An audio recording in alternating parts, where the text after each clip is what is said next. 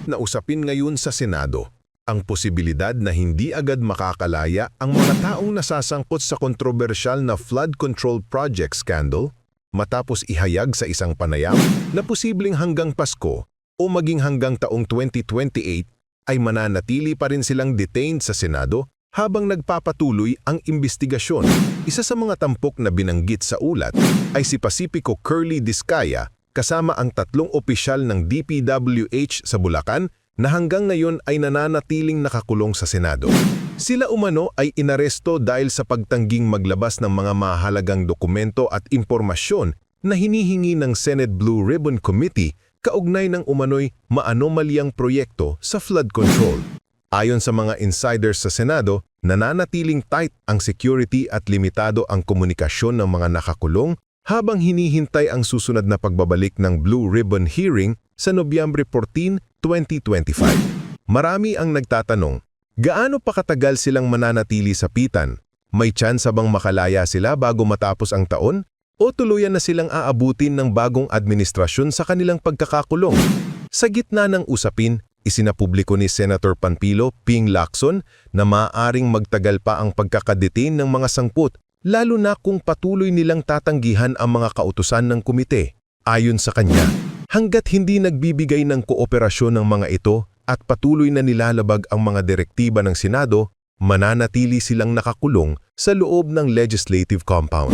Ngunit sa likod ng mga pahayag na ito, maraming tanong ang nabubuo. Ano ba talaga ang laman ng mga dokumentong ayaw ilabas ng mga opisyal? Bakit tila napakabigat ng kanilang kinatatayuan sa imbestigasyon?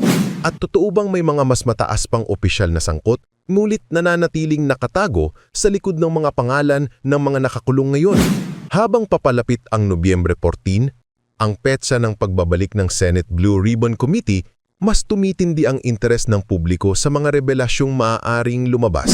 Lalo na't si Senador Rodante Marcoleta ay dati nang nagbigay ng pahiwatig na may mga bagong testigo at ebidensyang ilalantad sa pagdidinig.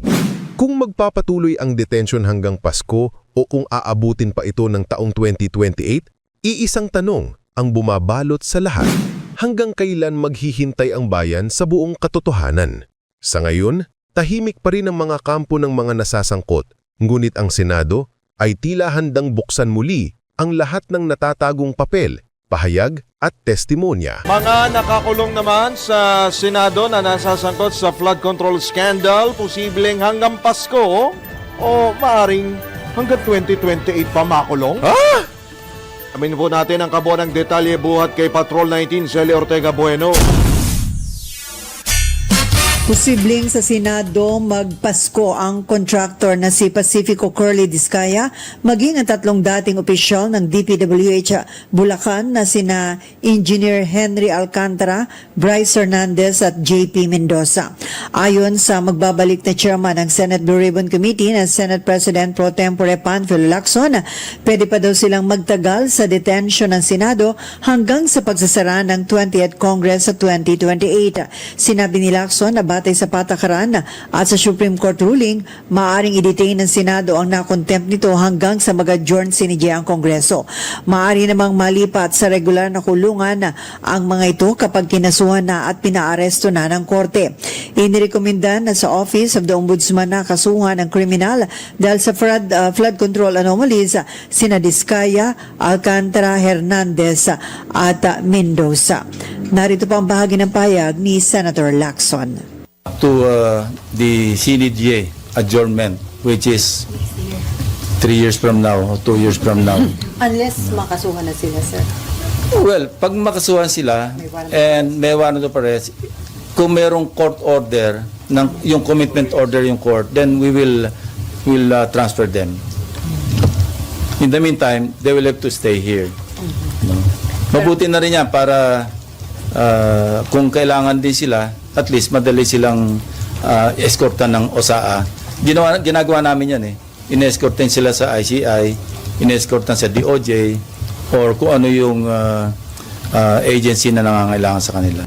And then, sir, tuloy na tuloy po ba yung panibagong hearing ng Blue Ribbon sa November 14? Hindi ko pa na-coordinate kay Senator Sherwin kasi siya yung chairman ng Finance Committee. Aha. Hingin ko yung Friday kung pwedeng ibakante niya. So, tentative pa po yun, sir. Kung mabibigyan niya ng puwang, tuloy yung Friday hearing. Mhm. And then, marami pong curious dun sa sinabi nyo na isa sa mga invited ay very important witness. Gaano po ba ka-importante ang kanya magiging testimonya, sir? Importante kasi pwedeng ma-wrap up yung lahat ng pwedeng o kailangang malaman patungo pati sa prosecution sa conviction.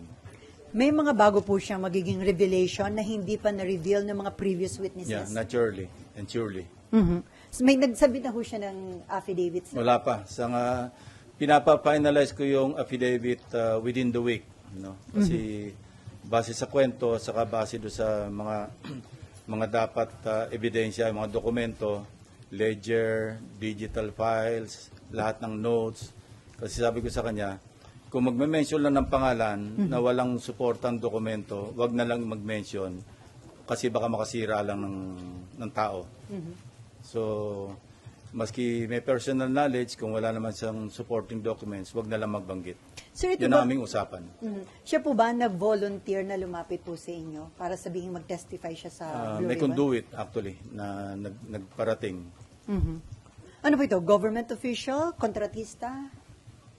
Sa Friday na natin malaman. Basta't marami namang ma-reveal doon.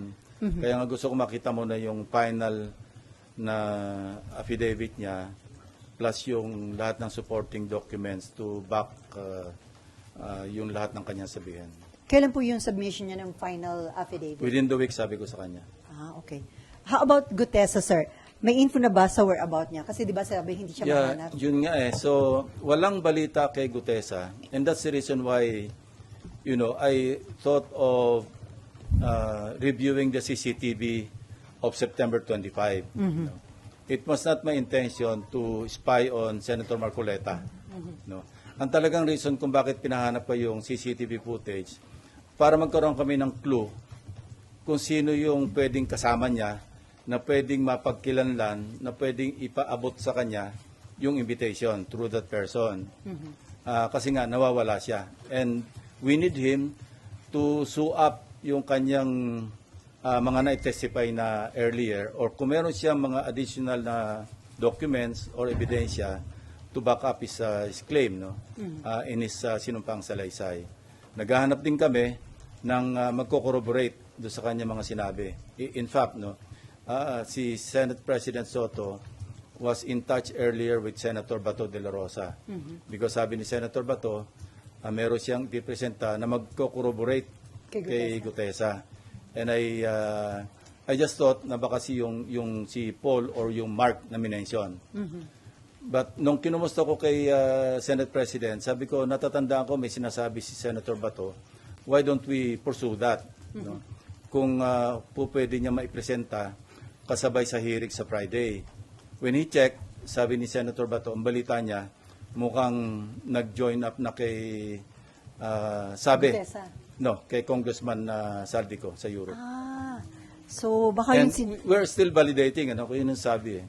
So madali naman yon. We will check with immigration kung meron talagang departure, assuming na they use their real names.